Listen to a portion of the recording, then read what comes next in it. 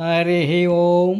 తేదీ 9/8/25 శనివారము. ముందుగా గీతా భక్తులకు రాఖీ పౌర్ణిమ శుభాకాంక్షలు. శ్రీకృష్ణ పరబ్రహ్మణే నమః.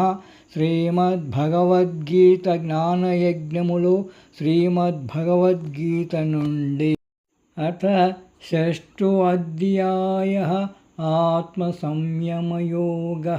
అద్య నుండి 18వ శ్లోకము. యదా వినియతం చిత్తం ఆత్మన్యేవావతిష్ఠతే నిస్పృహః సర్వకామేభ్యః యుక్త ఇత్యుచ్యతే తథా.